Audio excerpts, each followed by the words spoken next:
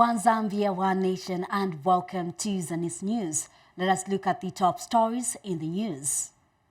President Hakainde Hichilema says Zambia values 60 years of bilateral ties with China. British government pledges support to Zambia. Teachers are training special education pupils to receive double-class allowance. Plus Zambia national football team off to Abidjan. President Hakainde Hichilema says Zambia values the 60 years of bilateral ties and development cooperation with China. President Hichilema says Zambia is keen to learn from China's massive development over the last decades. He said this when he held bilateral talks in Xi'an City with the governor of Shaanxi province, Zhang Gang, who is also deputy secretary of the Communist Party in China. President Hakainde Hichilema has arrived in Xi'an City in Shaanxi province, China, for a two-day working visit on the sidelines of the Forum for China-Africa Cooperation FOCAC Summit. President Hichilema has since held talks with the local provincial government on development cooperation. We're here for FOCAC this time round, but we decided to come earlier in order to continue deepening the partnerships, not just at the center in Beijing, but in the regions. We are just coming from another region where we were earlier, Xinjiang, and we are here this afternoon, and particularly to address some of the partnerships that are important to us, such as energy. The head of state has also called for collaboration in the energy sector. Because we were deficit in energy, because we were dependent on hydro energy only. With the climate change and the drought, we realized we're exposed, and it's creating energy security to us. So our stop here is very important to help us resolve our energy crisis through a partnership with companies such as Longi Green Energy.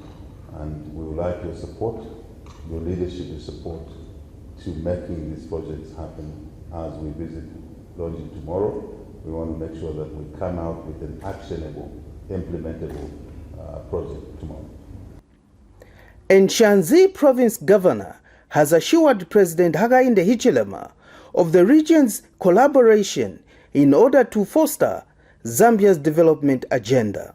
President Xi Jinping, in recent years, Shaanxi is focusing on expanding its opening up and get involved into the Belt and Road Initiative.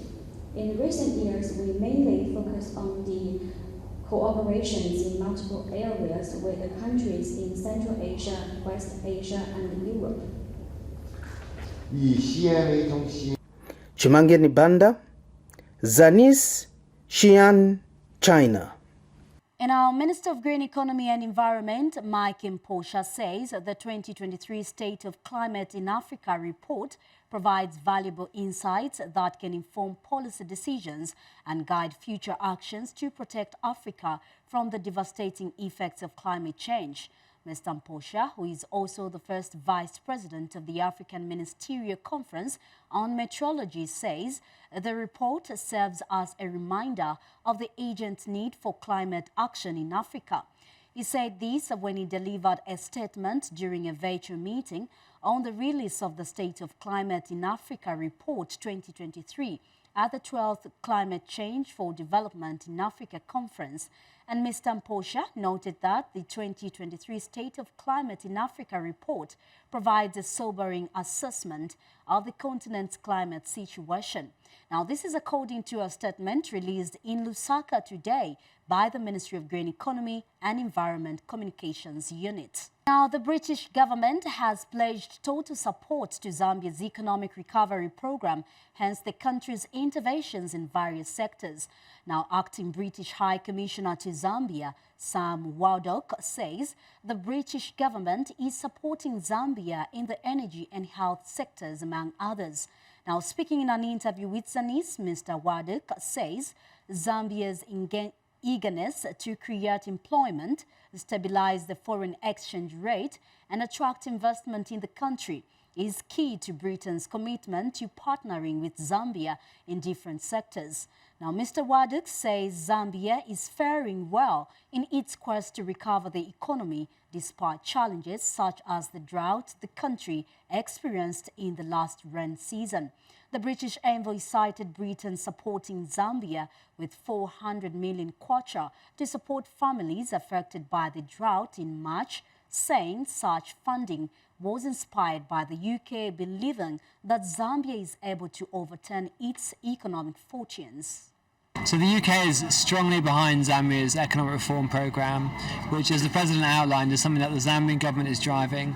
And it's really about stabilising the economy, stabilising the kwacha, getting investment in, creating jobs and helping increase livelihoods so people can eat, put food on the tables for their families. And we're very, very behind this. We think it's very important. We know how hard it is right now.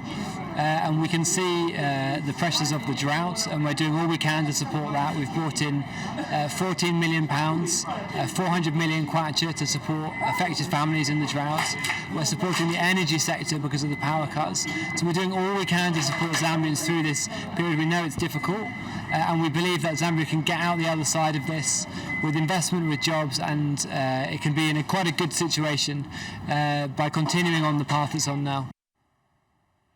And also in the news, Minister of Health Elijah Muchima says no donor funds at a tune of 17 million United States dollars have been withheld under the new administration. Now, Dr. Muchima explains that the funds were withheld by donors as the previous administration did not abide by the conditionalities of the funds. He has clarified that as a matter of fact, the new Dawn administration has signed a 349 million United States dollars grant with a global fund for various health interventions for the next 3 years. Now, Zanis reports that the minister said this when he addressed management staff at the Zimba Mission Hospital in Zimba district of Southern Province today. Dr. Muchima emphasized that the government's position is for donor funds to be used efficiently and prudently. He indicated that the government wants to ensure that no funds are returned to the Treasury at the end of the year due to lack of utilization. Now, Dr. Muchima has since warned against the misuse of donor funds as they are supposed to be channeled towards the intended purpose that benefits the Zambian people. The minister is accompanied in Southern Province by the ministry's permanent secretary for administration, Christopher Simonga, and his counterpart for technical services, Kenneth Lishimpi. Previous government were not accountable enough. Previous government was not accountable enough. Some of the money that was coming to the donor to the tune of 17 million was going back, and yet we are in need of that money. But I'm seeing what is being reported in the paper. It is not this government. This government is doing very well with the donor money, and donors want accountability. If there is money, we need equipment. Why can't we buy that equipment? The issue of procurement procedures have been streamlined so that they are quicker, so that we meet our deadlines in the procedures. Meanwhile, government has directed civil servants charged with the responsibility of identifying beneficiaries under the Social Cash Transfer Program to only register qualified people. And Chief Government Spokesperson Cornelius Moitwa says government is concerned that a number of beneficiaries in Rurio have not yet been captured. Mr. Moitwa, who is also a Choma Member of Parliament, was speaking in a Sikalongo area in Choma district at the barrio of a senior citizen, Elizabeth Ndinde, mother to Financial Intelligence Center Board Chairperson Sima Chenche Ndinde. Social Cash Transfer Program has been a life-changing program for many, especially those in rural areas. However, government is concerned that many eligible beneficiaries have not been captured to benefit from the program, and Chief Government Spokesperson Cornelius Mwetwa wants the right beneficiaries to benefit from the program. Mr. Mwetwa was speaking in Sikalongo area in Choma district during the burial of a senior citizen, late Elizabeth Dinde, mother to Financial Intelligence Center Board Chairperson Simacheche Dinde. That for those who qualify for social cash transfer ordinary and the emergency social cash transfer as an interventional governmental measure, now more importantly due to the drought situation, disaster and emergency situation we find ourselves, government asked them to leave their houses in town, to come here in the rural areas, to look for those people, because that is where the majority are found. And when those people have been identified, it should not end at them having their details taken down, and 2-3 months down the line, they have not received their social cash transfer or emergency social cash transfer. The government of President Hakainde Hichilema means well to respond to the challenges of the moment arising out of the drought. People here have thanked government for the effective distribution of relief food and social cash transfer.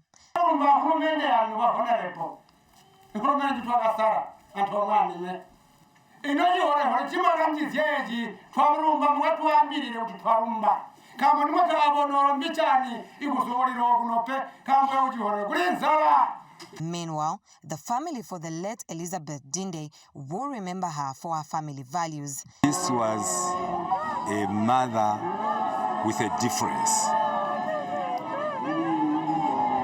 She taught us as a family core values, humanity, how to live with others. Kalunga Msonda, Zanis News, Choma District, Southern Province. While we now take our first break, we'll be right back shortly for more interesting news. Stay tuned. The Issue is a program that looks at topical issues happening in the country. Watch The Issue every Friday at 19:30 hours, only on Zanis TV, Channel 6 DTT and Channel 458 DTH on Topstar. Don't miss.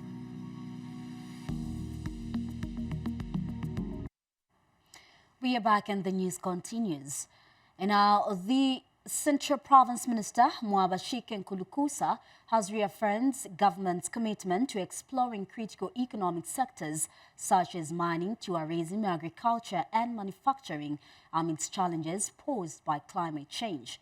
Mr. Nkulukusa underscores government's determination to unlock Central Province's economic potential that can create job opportunities.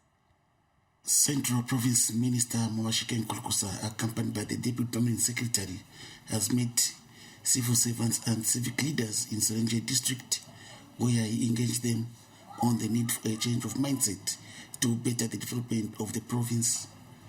The minister called on government officials and civic leaders to re-evaluate their perspectives as he stressed the detrimental effects of thinking small and undervaluing the province's potential.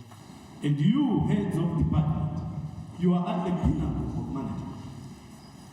If we can invest $114 million to fight hunger and poverty in water, to irrigate so that we can produce, and we are getting a return less than 30%, then there is a problem there. This province has 4 big economic pillars.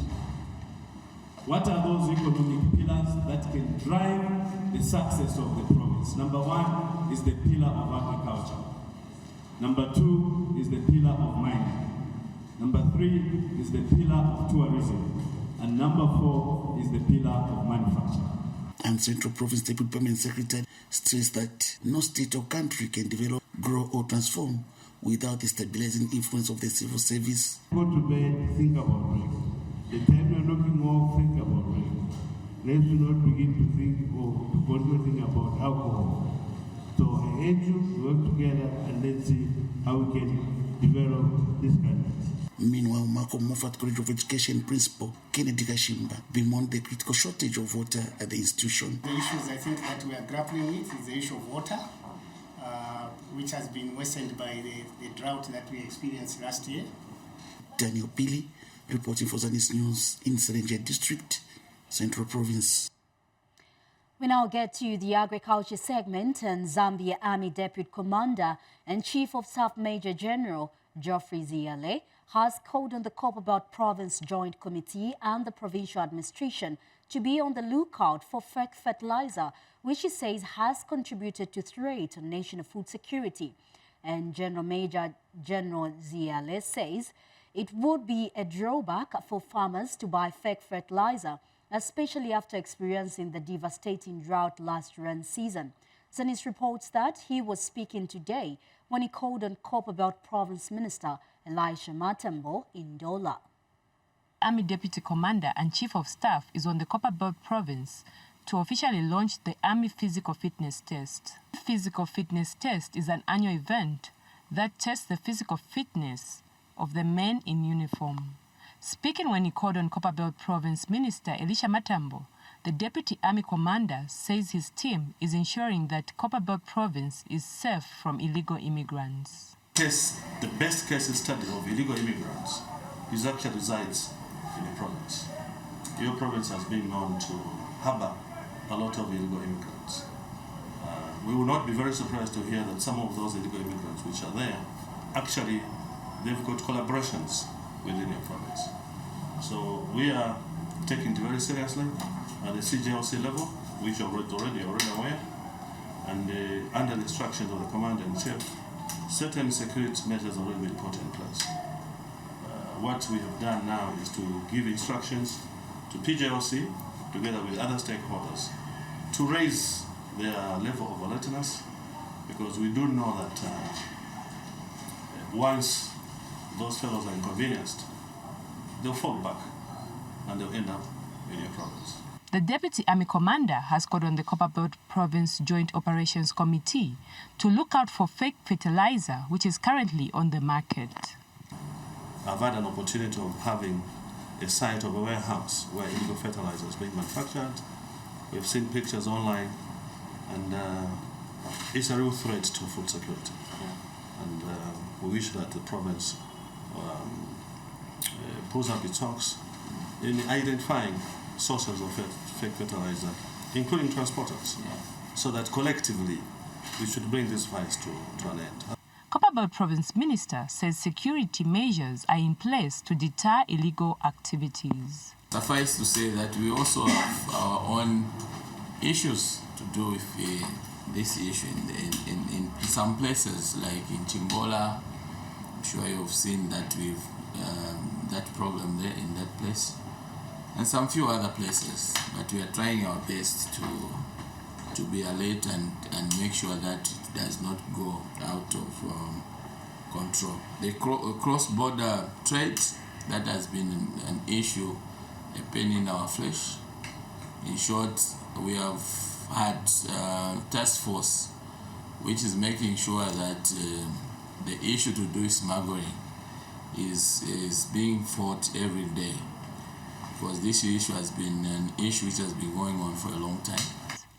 The minister has praised the Zambia Army for contributing to the food basket by growing different kinds of crops. Nelly Bota, reporting for Zanis in Dola.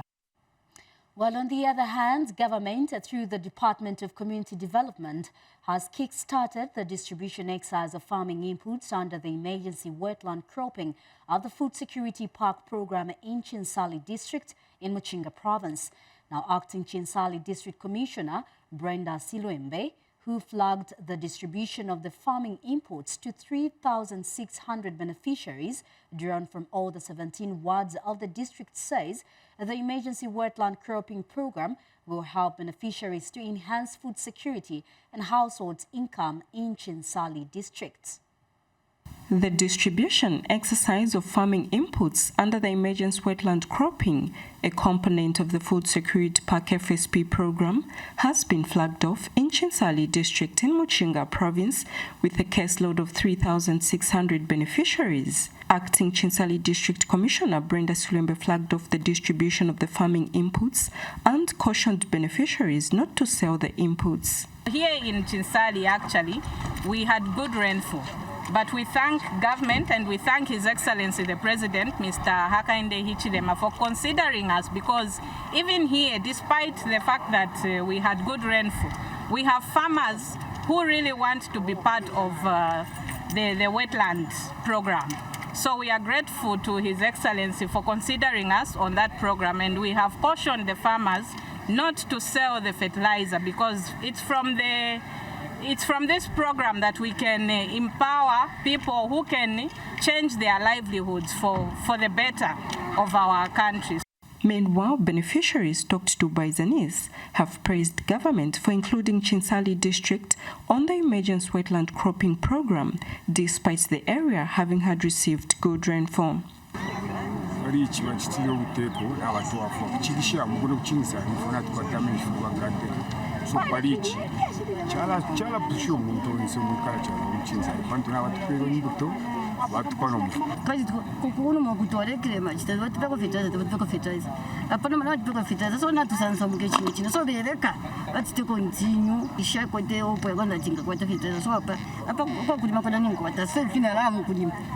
And Acting Chinsali District Community Development Officer Peg Mwando highlights that of the 3,600 beneficiaries, 2,600 will receive 2 by 50 kg bags of fertilizer and maize seed, while 1,000 beneficiaries will receive vegetables and 1 by 50 kg bag of Kenlin fertilizer. Wupelombanya reporting for Zanis News in Chinsali, Muchinga Province. Well, also in the news, government has allowed teachers training more than 5 learners with special educational needs and disability to receive double class allowance in Western Province.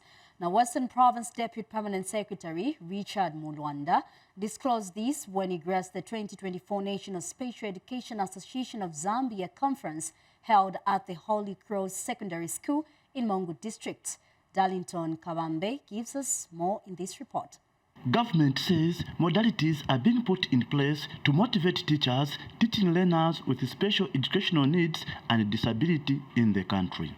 Western Province Deputy Permanent Secretary Richard Mulwanda disclosed this when he graced the 2024 National Special Education Association of Zambia conference held at the Holy Cross Secondary School in Mongu District. The President of the Republic of Zambia, His Excellency Dr. Hakainde Hichilema, announced free education for all learners regardless of their disability, socio-economic background or gender. With this free education policy, enrollment of learners with special education needs in schools has increased, and you agree with me. It is clear, therefore, that the President is committed to providing education of good quality to learners with special education needs and disabilities, and does not want any child to be left behind. To ensure that teachers teaching learners with special education needs and disability are motivated, there are debates of ensuring that the knowledge system motivates and supports teachers in this category. Mr. Simon Kaponda is the Special Education Association of Zambia president. Funding to special education sector is not enough and it's not there. 2 ways, right? Schools, some schools they have, some they don't have, right? So it's not enough and it's not there. The infrastructures are not conducive for our learners. The equipment also are not there for our learners. Teachers and the learning materials are also not there. Teachers, guest of honor, are misplaced. Specialist teachers who are trained in special education are misplaced and posted to a school where they are not practicing special education. Both Western Province Education Officer Peggy Chilema and Mongo District Education Body Secretary Ilutombiri Simba shared their feelings. Personally, I may not have special education training as specialized, but I'm proud to indicate that as a teacher, all of us have special needs in a way that we have done, especially that of inclusive learning. I have watched our teachers. I know all of them that are in special education when I see them because they offer their heart to deliver to our children. We as Mumba district, we take special education to our heart. And in total, we have just more than 79 special education teachers in our district. The 2024 National Special Education Association of Zambia Conference that drew specialist education teachers from the 10 provinces of the country was held under the theme, Every Child Has the Right to Education. Advocates for inclusive practices the way to go. Darlington Kavambe reporting in Mumba District, Western Province. Well, we'll now take our last break. Stay tuned for more stories. How I Made It is a program that delves into the many success stories of different people from all walks of life. Watch How I Made It on Zanis TV every Thursday at 18:30 hours on the Topstar channel, channel 6 DTT and channel 458 DTH.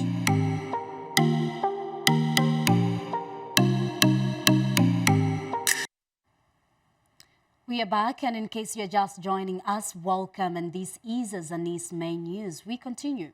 Chipata City Council, in partnership with the Zambia Police and the Department of Veterinary Services, has impounded a truck ferrying 22 heads of cattle without having required documentation.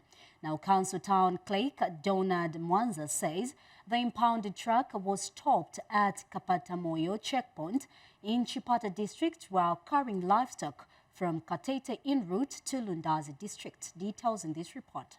Government is committed to stop the illegal movement of livestock in Chipata district and Eastern province as a whole because most of it is ending up in neighboring countries. In this regard, the Chipata City Council, working in partnership with the Zambia Police and the Department of Veterinary Services, impounded a truck ferrying 22 cattle without the required documentation. The Chipata City Council authority, local authority, yesterday, 29th of August 2024, a team comprised of officers from the veterinary department, the local authority, state police, and all other stakeholders during the checkpoints in the aim of controlling livestock movement. A truck was impounded with loaded with animals, bovine animals, of which it was a combination of both mature and immature animals. And the destination, we were moving from Katete to Lundazi, and which we know as the authority that this was just a mere cover-up, but they were actually meant to be externalized into the neighboring countries. Cows that were impounded yesterday have been destroyed at the local abattoir. This is a threat to our economy because if we are externalizing the livestock that we have, it means we are defeating the government policy on the achieving this livestock of 7 million target. District Veterinary Officer Dr. Martha Sinzala has advised farmers to reach our office for the guidance on issues to do with livestock. Danger with the illegal movements is that you find that most of the times as they are transiting the district, we actually risk having outbreak of diseases. And if you look at these animals, most of them are actually immature animals. The possibility that they're actually going into our neighboring country is actually very high. So looking at the situation on the ground, right now we're experiencing a drought in the country. And in the absence of crops, animals are actually a source of proteins for our people. It's actually putting a higher risk on our people because it infringes on their poverty, and then also we've had a number of deaths because of these illegal movements. My message to the traders is that as you trade in these animals, please, can you contact the veterinary department so that we are able to give guidance? And the offender has acknowledged this shortcoming. Ine muntu na oda ng'ombe utupanengani njala yomwe iliko iyi kuti mwina tika sintiseko na chimanga kwa pachira panengani kuti tinalipesa kuno bwino pepa yosese bwino pachima chawo kumizi kutalupita inalidera lina so vanatikwira ko vanatilakulapota aisi ng'ombe lomba tatenga kwa boma linaleso tenga ng'ombe chiri apa imwe vantu mungatekeko maphunziro kuti ng'ombe sizifune kotenga zifune koyembekeza ngati vatseka zifune koyembekeza kuti tiyembekeze ngati boma ingavomekeze pamene mungatengeso ng'ombe ukagulisa. Sylvester Shimba for Zanis in Chipata District, Eastern Province. Well, and also in the news, government has donated essential relief items to 100 households whose makeshift houses were last week destroyed by fire at Namucheche fishing camp in Mumba district. And Mumba district commissioner Namukolo Hayunu, who made the donation to the fishing camp 115 kilometers south of Mumba, says the donation is intended to provide relief to the affected households. Meanwhile, Senior Chief Shakumbila has urged fishermen to relocate before the rain season starts, aiding that the alternative land has already been allocated for them. Debris from makeshift homes is visibly scattered across Namcheche fishing camp following a devastating fire. In response, the government has provided food, blankets and clothing to the affected community. As district administration, we engaged the chief for another alternative land for our people to be staying there while they move to come and do their fishing businesses and go back to their various homes. And that land we have been given by the Senior Chief, His Royal Highness Senior Chief Shakumbila. Disaster Management and Mitigation Unit Provincial Coordinator and the Mumba District Health Director were also present at Namucheche to assess the situation. What we have provided so far include items as blankets, mini meal, other food items, as well as clothing, including what we call dignity kits that cater for our women. So these structures, they are temporary in nature. So as a consequence, we have problems or issues around issues of water, sanitation and hygiene. As you can see, the toilets, they are not conducive. Issues of water, they don't have safe drinking water. Senior Chief Shakumbila has allocated alternative land for the displaced residents of Namucheche fishing camp. We have to shift now, this year before the onset of rain. We have to sink a bore or boreholes. Then we have a grader, CDF grader at the council. We just need a caterpillar which can demolish the anthills to make the land a bit flat and even push the soil into some ditches which are there so that they can put their structure, their houses properly. Krugasiankuru, Zanis, Mumba. Now, as Zambia celebrates its 60th independence anniversary, the Eastern Province Freedom Fighters Association has urged people in the country to continue upholding national peace and tranquility. Now, EPFFA Deputy Chairperson Agrippa Zulu says Zambians must continue exhibiting unity and love for purpose as the country will celebrate 60 years of independence. This year's theme for Zambia's Diamond Jubilee Independence celebrations is 60 years strong, honoring our heritage, embracing the future. We have more in this report. Zambia is this year expected to celebrate 60 years of independence after having attained independence from British colonialists in 1964. In this regard, the Eastern Province Freedom Fighters Association has urged people in the province and the country as a whole to continue maintaining peace and unity in order to save the image that Zambia is known for as an oasis of peace among its neighbors and the world over. Zambians have love of purpose to every Zambian. They don't want creating situations which can bring misery in Zambia. Why? Simply because from the word go, Zambia is a Christian nation. That is why they practice love of purpose. It could be love, but without purpose, it's love, very empty love. But love of not creating anarchy in the country. Some people, they don't have peace of mind. And when they don't have peace in mind, they always create problems. There is a lot of progress. People, our leaders, are looking not at money, but they are looking at developing the country. They are looking at developing the minds of the people. And a member of the Eastern Province Freedom Fighters Association, Neva Pakapaka, says the local citizenry must treasure the freedom and democracy in the country. That we've got a cadre. Normally cadre is a group of people who are actually supposed to be in a group of whatever is supposed to. It's not an insult. This is what you, so we can talk of an army of people who actually have been educated in the University of Zambia, then you CBU, then you've got Mkura and several other universities that we find ourselves to be mentioning here and there. And we find that before that time, for you to be educated, you had to go to South Africa and get educated if you wanted to get a degree. And one of the other universities was Makerere.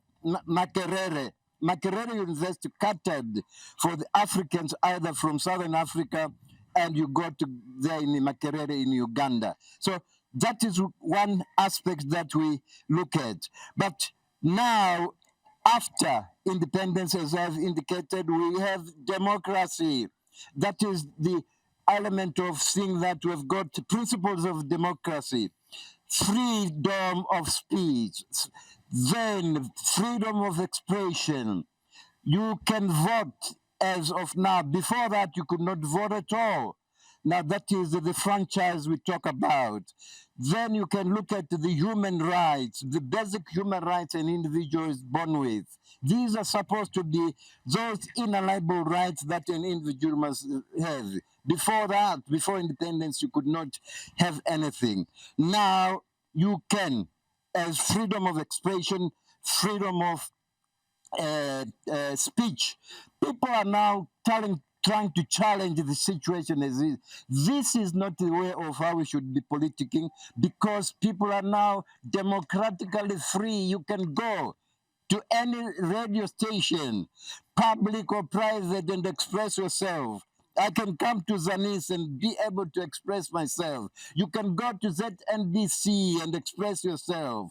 You can go to any television. Of course, we've got public and private. We've got several of these private and public televisions and radio stations, which people should look and appreciate. I, as a Zambian, I appreciate that the democratic space is not shrinking at all. I'm free now, I'm talking. This is my freedom of expression. Then where is this talk about democratic space shrinking? And making sure that if we were during that time of political colonialism, we would not be talking here and be able to sit down. Police would have already swept us away. But this is the freedom that we are enjoying and all that. Sylvester Chimba for Zanis in Chipata District, Eastern Province. Well, powerful information coming from Freedom Fighters Association. Meanwhile, a clergyman in Pulungu district has called on Christians to uphold high moral standards and Stella Maris parish priest Josephat Kasonde notes with concern that many Christians have lost moral values, as can be seen from behaviors such as alcohol abuse, child neglect, among others, which have become rampant in communities across the country. Father Kasonde was speaking during the Mass celebrated to mark the 23rd Sunday Ordinary Time, which also marks the opening of the month of the Bible in the Catholic Church. Now, Christine Musalu covered the event and gives us the details. 1st September was a joyous day for parishioners at Stella Maris Parish in Mpolongo district. It's because they opened the month of the Bible with a celebration. Stella Maris Parish priest Josephat Kasonde urged Christians to uphold high moral standards.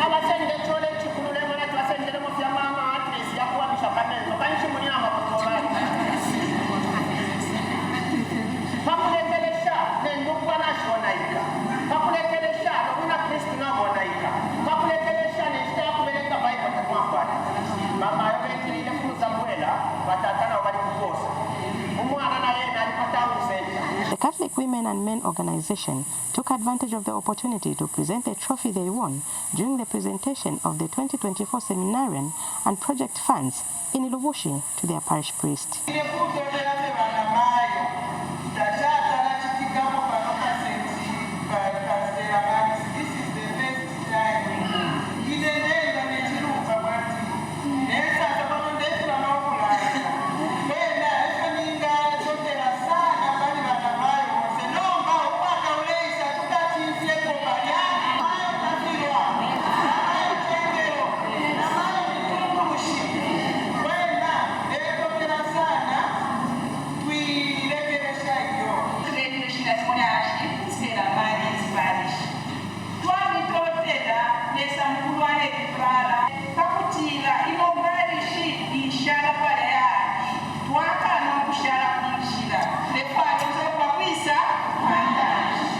Reporting for Zanis in Mpolongo. Well, and finally in the news, we look at sports. Now, the Chipolopolo boys are off to Abidjan, Ivory Coast, ahead of Friday's Group G Morocco 2025 Africa Cup of Nations qualifier. A contingent comprising local players left for Abidjan in the early hours of Monday aboard Ethiopian Airlines. And foreign-based players will fly directly to Ivory Coast, with a team expected to be complete by Tuesday. Meanwhile, Libya-based Kelvin Kampamba, who is on the books of Al-Nessa Begazi, will not be part of Friday's game after losing his mother in Kitwe. Kampamba was due to join camp in Lusaka, but was greeted with the demise of his mother. According to a Facebook page by the Football Association of Zambia, FAZ, and monitored by Zanis Sports, Zambia will play Ivory Coast on Friday in Buhake before hosting Sierra Leone on 10th September in Dola. Well, that sporting item brings us to the end of the news, and before I finish, we look at the top stories in the news. President Hakainde Hichilema says Zambia values 60 years of bilateral ties with China. British government pledges support to Zambia. Teachers training special education pupils to receive double-class allowance. Plus, Zambia national football team off to Abidjan. Well, that is all we had for you here at Zanis. On behalf of the entire production crew, thank you so much for being with us. It has been Margaret Kangwa, and my sign language interpreter has been Imelda Molea. Enjoy the rest of our programmings.